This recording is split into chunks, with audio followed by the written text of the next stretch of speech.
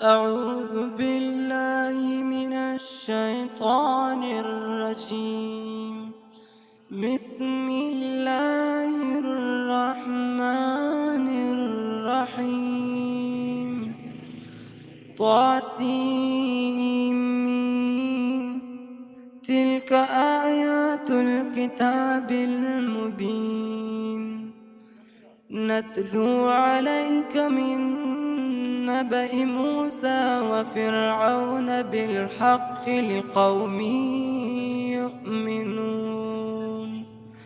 إن فرعون علا في الأرض وجعل أهلها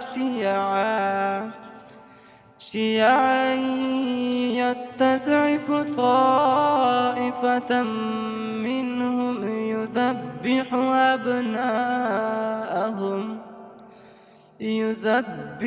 أبناءهم ويستحيي نساءهم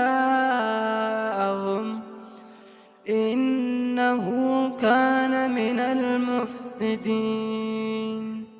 ونريد أن نمن على الذين استضعفوا في الأرض ونجعلهم أئمة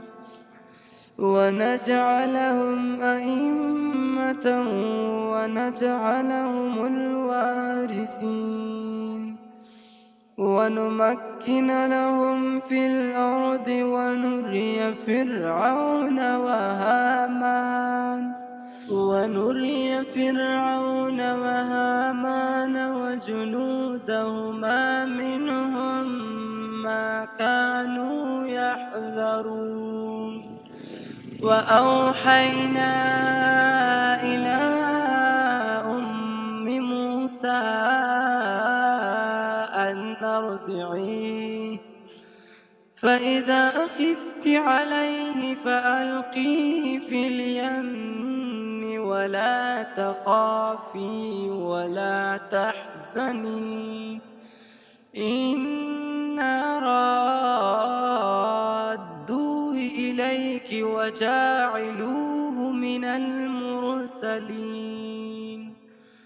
فالتقطه آل فرعون ليكون لهم عدوا وحزنا إن فرعون وهامان وجنودهما كانوا خاطئين.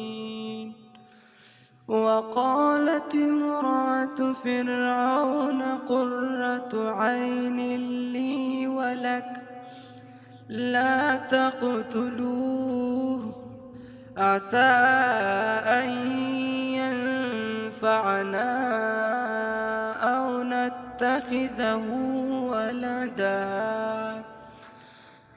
نتخذه ولدا وهم لا يشعرون.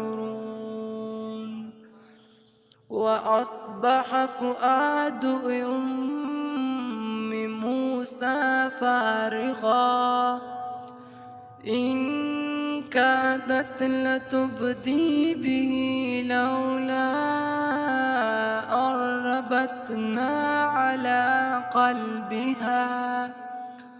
على قلبها لتكون من المؤمنين. وقالت لأخته قصه فبصرت به عن جنب وهم لا يشعرون. وحرمنا عليه المراضع من قبل فقالت هل أدلكم على أهل بيت يكفلونه لكم وهم له ناصحون. فرددناه إلى أمه كي تقر عينها ولا تحزن ولتعلم أن وعد الله حق ولكن أكثرهم لا يعلمون. ولما بلغ أشده واستوى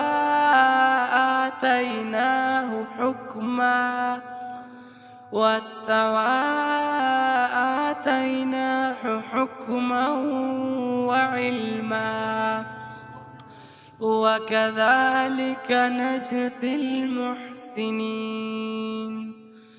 ودخل المدينة على حين غفلة من أهلها فوجد فيها رجلين يقتتلان، هذا من شيعته وهذا من عدوه، فاستغاثه الذي من شيعته على الذي من عدوه فوكزه موسى فقضى عليه، قال هذا من عمل الشيطان إنه عدو مضل مبين. قال رب إني ظلمت نفسي فاغفر لي فغفر له إنه هو الغفور الرحيم. قال رب بما أنعمت علي فلن أكون ظهيرا للمجرمين. صدق الله العلي العظيم.